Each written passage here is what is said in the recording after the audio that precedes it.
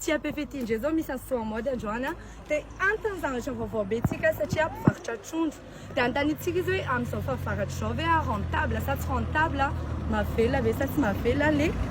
fivarotana trondro andao a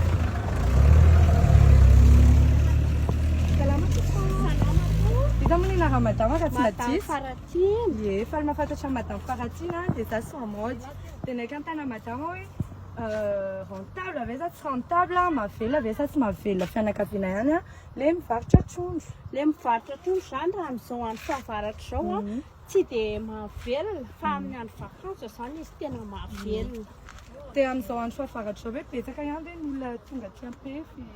sa vitsivitsy zao ny olona tonga tia ampefy amin'izao andro fahavaratra zao dia ndraiky antana madama hoe ohatrina zao ny kilo an'ny trondro le mavelivety le mavelivety roa arivo sy roa alina carpe royal roa alina ny moyenne valo arivo sy ray alina ny trottisy valo arivo sy ray alina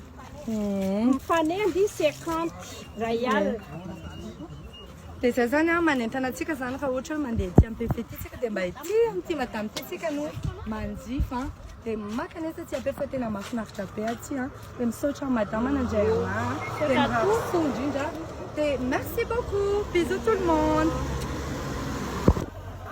mety antany zao nareo hoe taiza ty t-shirt soa mode ty ity street am DG napekan'izao soa mode androany dia eny amin'ny Victoria Plaza Tanimena eny zareo en box A107 dia manentana antsika rehetra fa misy karazany be da be amin'ny couleur samihafa misy crop misy ho an'olon-dehibe misy ho an'ankizy kely ihany koa dia misaotra betsaka bisous